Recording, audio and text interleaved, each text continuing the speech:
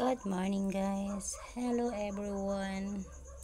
Gagawa po ako ngayon ng chocolate ice crumble.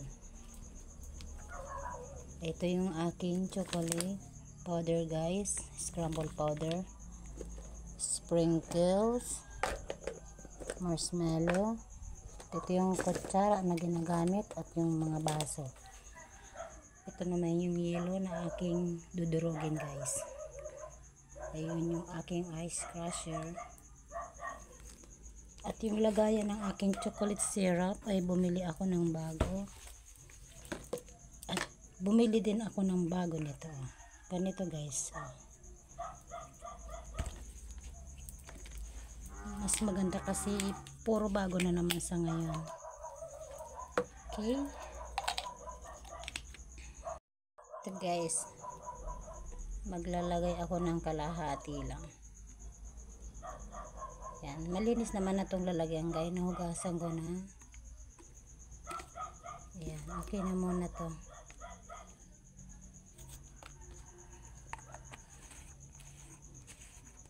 Yan, may takip na siyang sadya guys.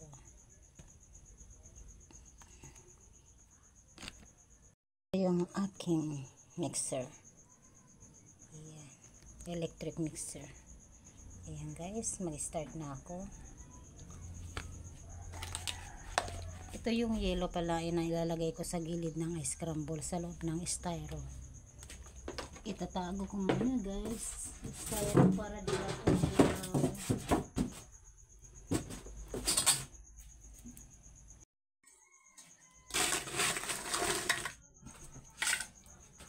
ilagay na muna yung yellow guys, yung basag na yellow para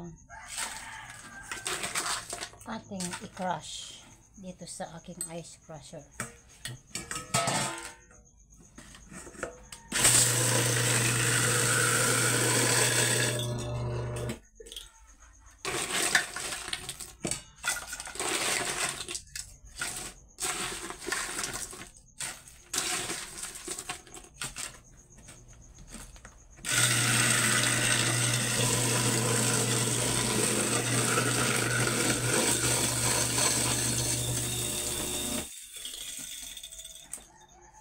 Ito yung aking lalagyan guys kasi dito ko i-mix. Tuloy-tuloy lang guys hanggang maubos yung yelo ng aking inihanda. Excuse me. Okay guys, dahil sa naparami yung aking crushed ice, dito ko na lang ilalagay sa mas malaking kaserola para isang haluan lang guys. Chocolate flavor yung aking gagawin ngayon.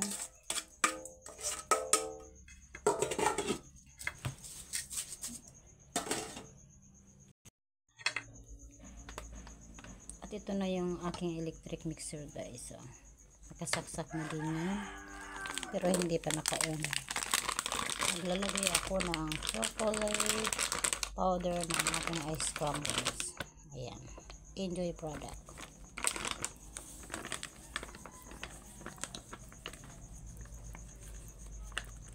Kompleto na yan guys. Matamis na yan pagka na halo.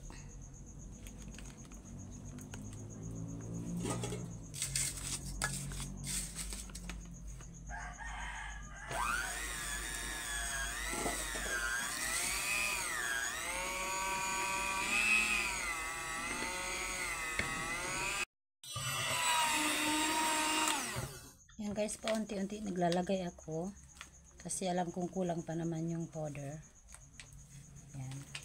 Mamaya titikman ko yan guys kung okay na yung lasa. Kasi hindi ako nagsusukat kung ilang cups or hindi ako nagmi-measure. Depende guys sa aking panlasa.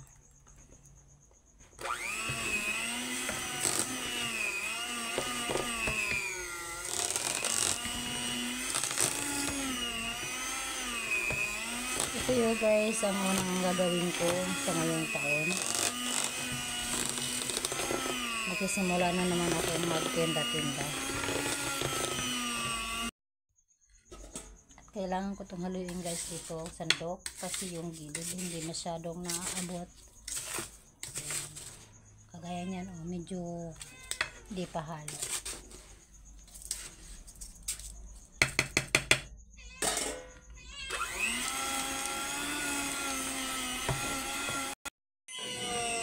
Ayan na guys, oh. Pwede na to guys, pero i-mix ko pa siya para umasubog pa naman ng konti kasi may mga yelo pa yan. Durugin ko pa yung yelo at yung lasa nito guys okay na.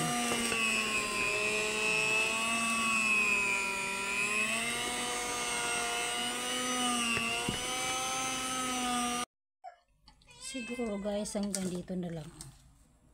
Nasira ba naman yung aking electric mixer kasi ilang buwan din nagamit. Nako, mag-hand mixer ako nito guys para mas matapos. Ito na yung aking gagawin guys kasi medyo kulang pa yung pagkakahalo nito. Ay nako, nasira na yung aking electric mixer guys. Buti meron ako nito.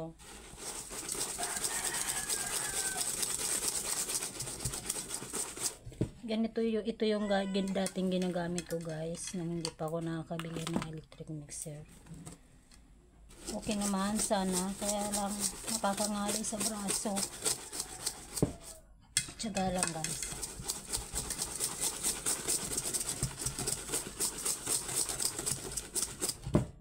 Mabuti na lang patapos natin.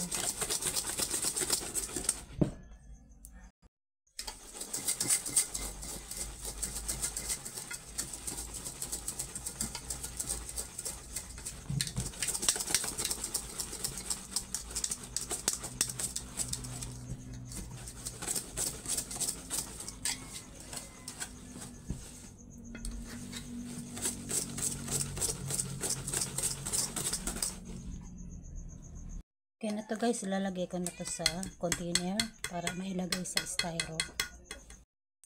Dito yung aking styro guys. Ito yung container ko.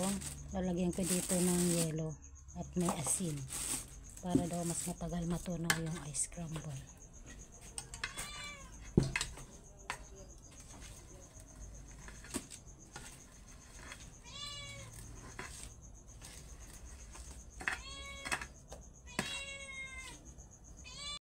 Guys, tama na to.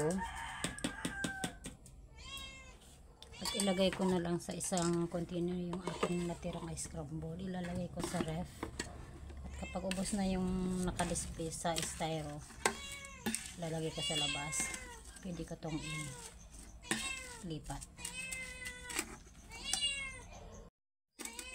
Ayan. Na-miss din ang aking alaga ng ice crumble. Ang ingay niya na guys. Okay, bibigyan kita ni Ming. Okay guys, ito yung aking nagawa. Ayan. Ito muna ibibinta ko guys. Kapag naubos na yun, ito idadagdag ko mamaya. At ito yung aking asin guys. At yung yelo na panlagay sa palibot ng container.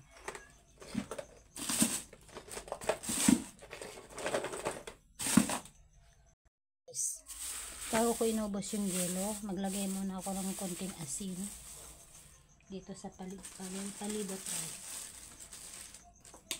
Lagyan natin ng asin yung basag na yelo kasi iyang asin ang nakakapag patibay o para matagal matunaw yung ating ice crumble.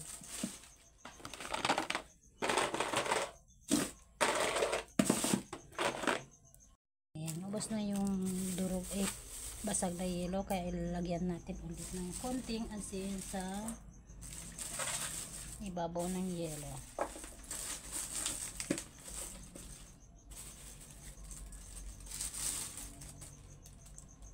Okay guys, ready na to guys, kompleto na. Takpan na natin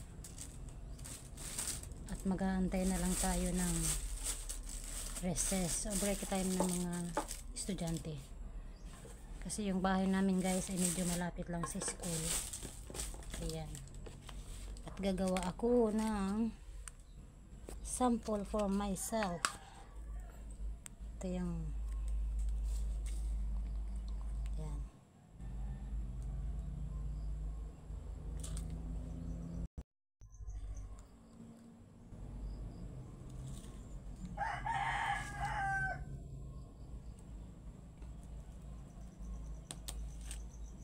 Lapot guys, lapot.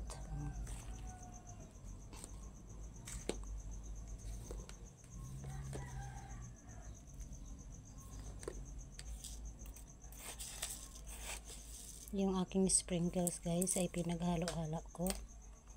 Ayan. Yan, gamitin natin yung bagong lalagyan. Ayan.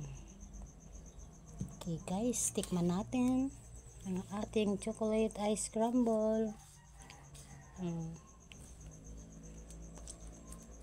Sarap to guys.